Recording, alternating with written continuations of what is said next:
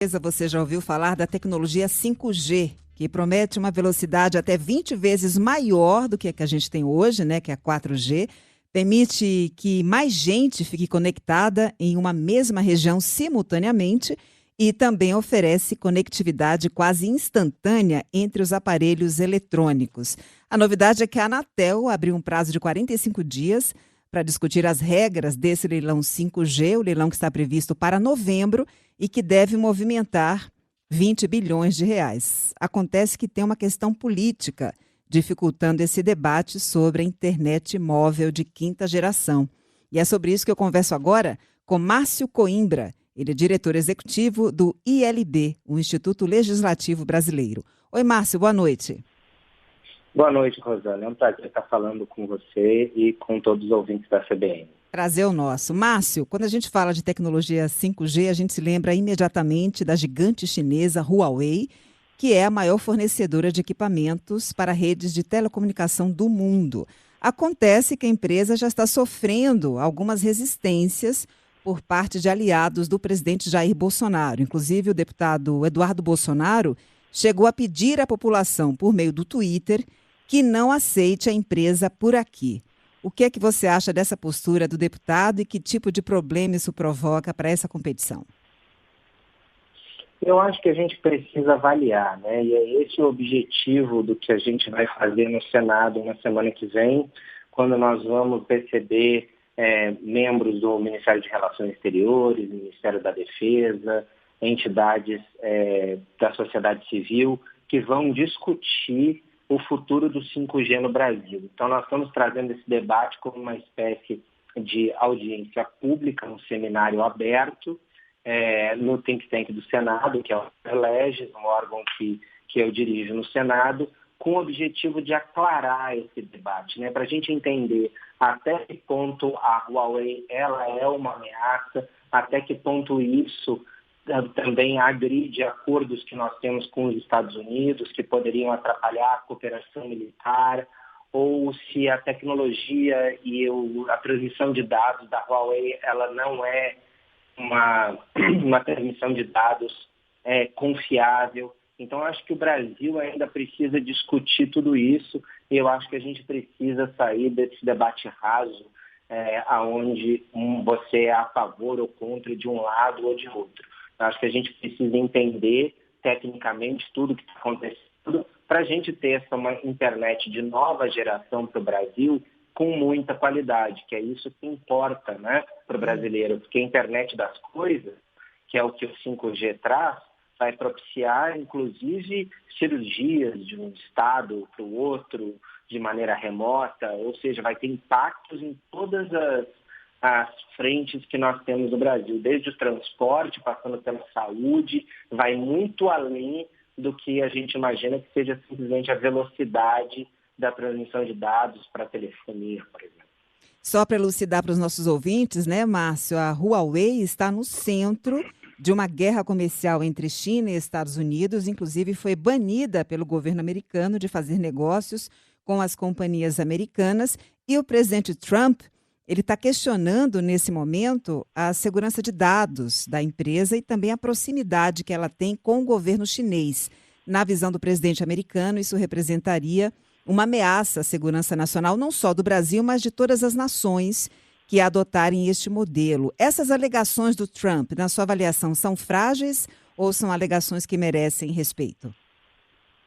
Eu acho que são alegações que merecem respeito, porque quando a gente está tratando com dados, né, e dados que são sigilosos de todas as pessoas, né, a gente tem que entender até que ponto a gente tem a privacidade dentro da tecnologia, neste novo mundo, nessa nova realidade que está se desenhando, né?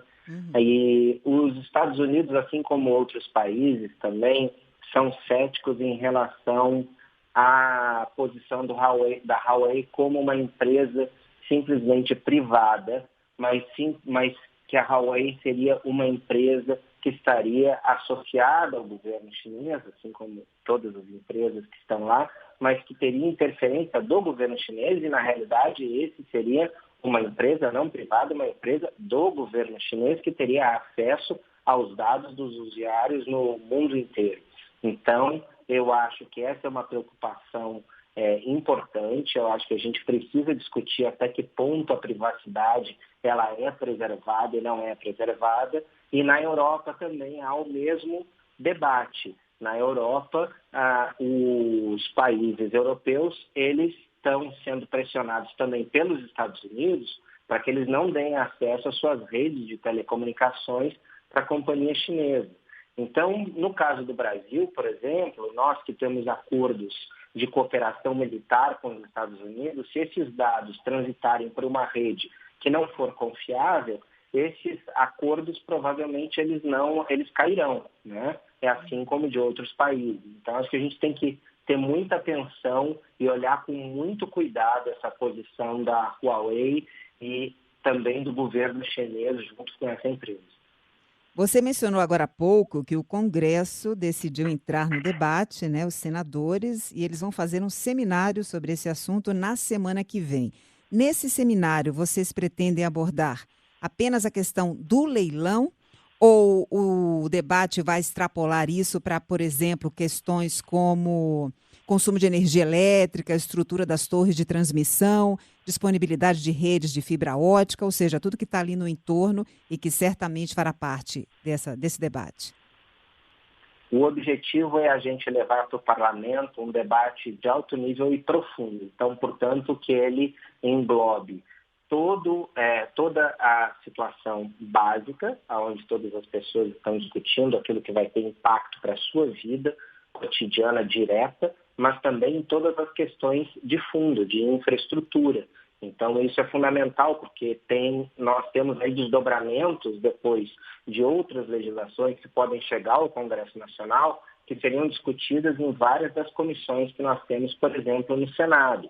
E o Interleges, como o órgão que é o think tank do Senado, ele precisa estar sempre adiantado nesse debate, trazendo especialistas para adiantar essa discussão e, assim, quando os parlamentares forem se debruçar sobre esses temas, nós já termos uma posição mais conhecida a respeito de cada um desses detalhes. Nós temos desdobramentos que vai desde a Comissão de Constituição e Justiça, a Comissão de Comunicação, Ciência e Tecnologia, Comunicação de Infraestrutura, de Assuntos Econômicos, permeia várias comissões do Congresso Nacional, caso nós tenhamos posteriormente legislações que passem a regular esse assunto mais adiante. Porque a chegada do 5G certamente, Márcio, vai exigir um investimento muito maior, né, em redes de fibra para conectar todas as antenas, e logo de cara a gente tem um conflito nessa história.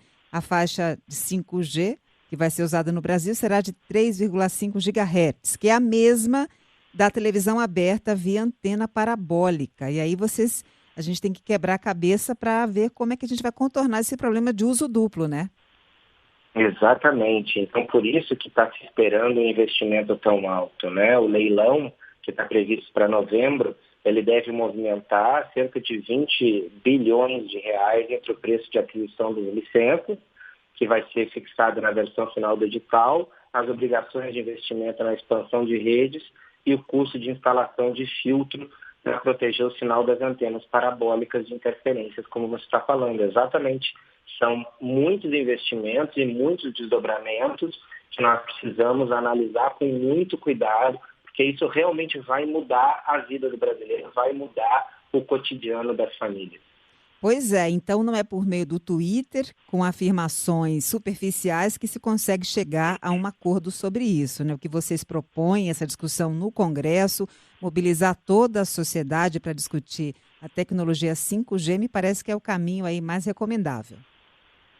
A ideia é essa, a ideia é nós recebermos especialistas, né? E nós vamos estar recebendo na semana que vem, então, 5 especialistas, inclusive um general do Ministério da Defesa, que vem falar sobre a área cibernética, né? Nós temos jornalistas, especialistas na área de ciência e tecnologia, especialistas em telefonia, direito e um embaixador também que vem representando o Ministério de Relações Exteriores.